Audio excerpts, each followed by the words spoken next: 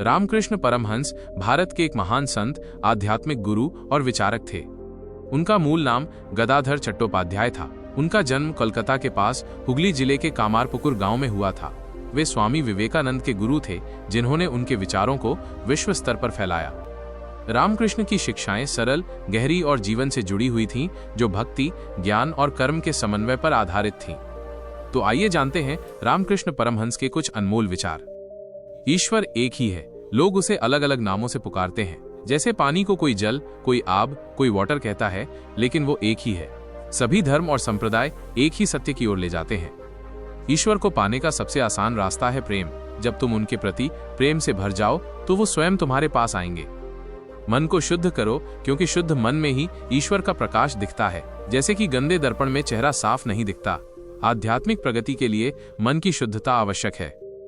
जो काम तुम करते हो उसे ईश्वर को समर्पित कर दो। इससे तुम्हारा हर काम पूजा बन जाएगा, क्योंकि निस्वार्थ कर्म और सेवा ईश्वर की भक्ति का एक रूप है।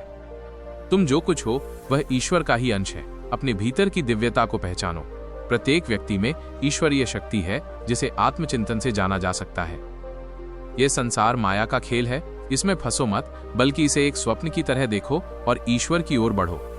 हमें संसार की नश्वरता को समझकर आध्यात्मिक मार्ग अपनाना चाहिए। हमेशा ईश्वर का नाम लो। जैसे गोताखोर समुद्र में मोती ढूंढने जाता है, वैसे ही मन को ईश्वर के चिंतन में डुबाओ। निरंतर ईश्वर का स्मरण और भक्ति मन को शांति और सुकून देती है। जितनी इच्छाएं कम होंगी, उतना ही तुम्हें सुख मिलेगा। इच्छाएं सागर की लहरों की तरह हैं, जो कभी शांत नहीं होती। सांसारिक इच्छाओं को नियंत्रित करने से आंतरिक शांति प्राप्त होती है। मनुष्य जीवन का एकमात्र उद्देश्य ईश्वर को जानना और उसे प्राप्त करना है। बाकी सब व्यर्थ है। अहंकार को छोड़ दो, क्योंकि ये ईश्वर और तुम्हारे बीच की सबसे बड़ी दीवार है। ईश्वर को पाने के लिए बच्चे की तरह रो। जैसे बच्चा अपनी मां के बिना नहीं रह सकता, वैसे ही तुम ईश्वर के लिए तड़पो। सच्ची भक्ति में पूर्ण समर्पण और तीव्र आकांक्षा की जरूरत होती है।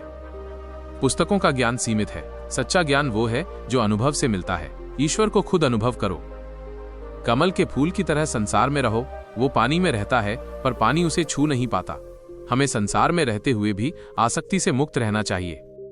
प्रकृति को देखो, हर पेड़ पौधे, नदी, पहाड़ में ईश्वर का रूप है। उसकी सृष्टि में उसकी महिमा झलकती है। प्रकृति के माध्यम से भी ईश्वर की उपस्थिति को अनुभव किया जा सकता है।